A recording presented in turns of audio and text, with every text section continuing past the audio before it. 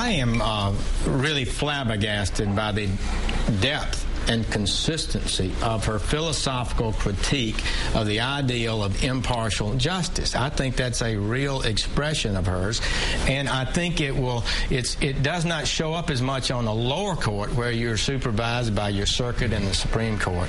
It can show up much more on the Supreme Court.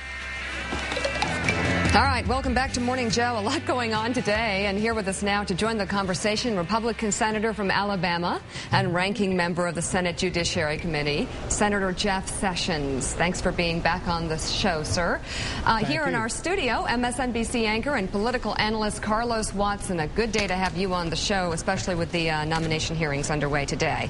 Senator Sessions, what do you want to hear from Sonia Sotomayor to shore up any concerns Republicans might have about her place on the bench?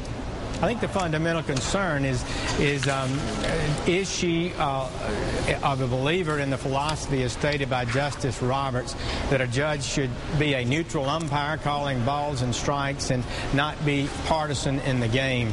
Or is she a liberal activist who feels it legitimate for her to use her power to define the words of statutes and the Constitution to promote what she may think to be the best agenda for the country? That's a challenge, and Americans are concerned about it. They don't like judges setting policy, as she once said judges do. And I think that's the chief dividing line in this confirmation. Okay. Well, those hearings, of course, start at 10 a.m. Eastern. We're going to have them live here on MSNBC with Chris Matthews. Pat Buchanan, Senator, has a question for you. Pat. Senator, I want to go to this issue of the firefighters in New Haven.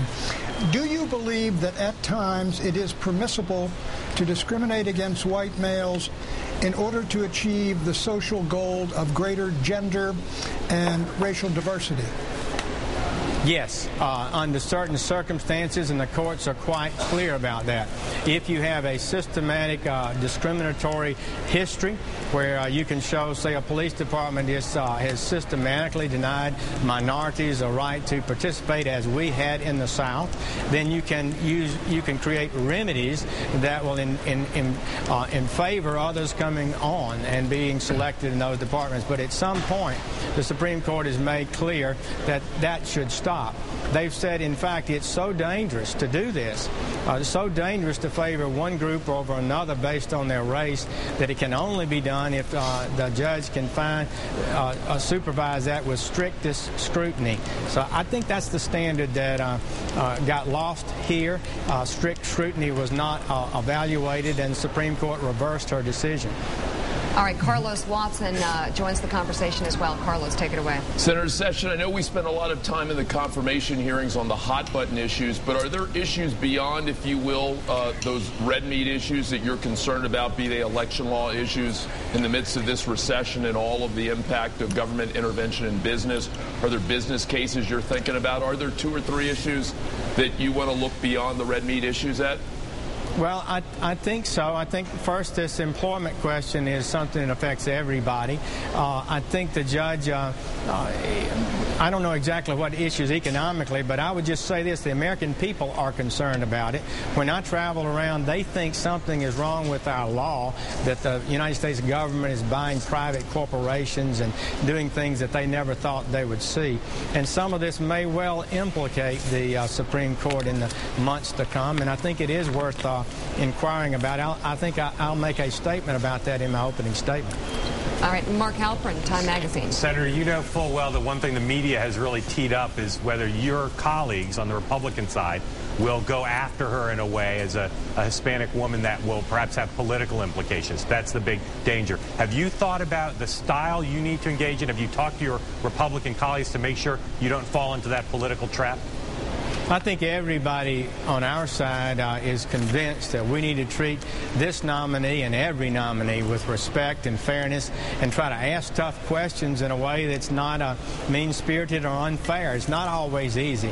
You don't want to be a potted plant and sit back and not engage, and at the same time someone might say you've overreached. But I believe we've got a good group on our side. Okay, real quick, skilled John. People who do a good job at that. John Howland. Senator Sessions, you've looked at Judge Sotomayor's record.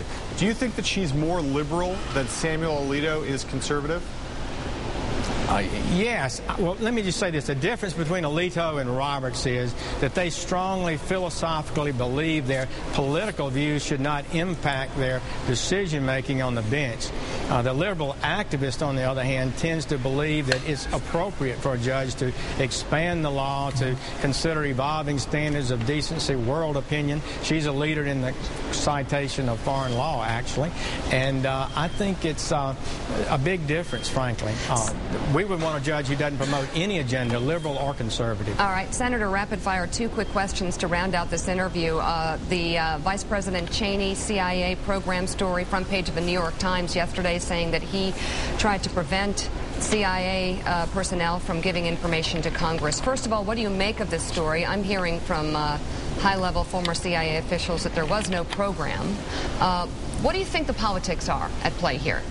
I think that we've had a consistent tendency of leakers and criticizers of the administration to exaggerate what's happened. So I don't know anything about that program, frankly, but I believe that the Vice President and his staff tried to comply with the law always, and I think that the facts will probably show this is greatly exaggerated. Well, there were a lot of questions about what transpired. The question is, do we want to go there? We'll leave it there for now. We have Liz Cheney on tomorrow. She'll be talking about that and other things.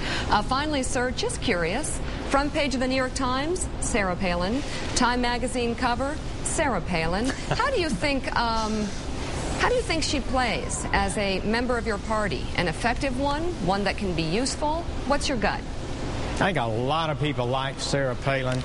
She's out there, a mother. She's working. She's trying to do the right thing. Got a great enthusiasm about her approach to life, and I think they like her. And I don't think she at all is a detriment. Whether she'll be the nominee or come out on top if she were to run for president, we'll all have to wait and see. But I think people feel she deserves a fair shake, and frankly, she hadn't gotten it in many instances. All right, Senator Jeff Sessions, thanks very much for coming on the show this morning. Come back soon. Thank you. All right, Carlos, you want to stick around a little bit? Why not? That'd be good.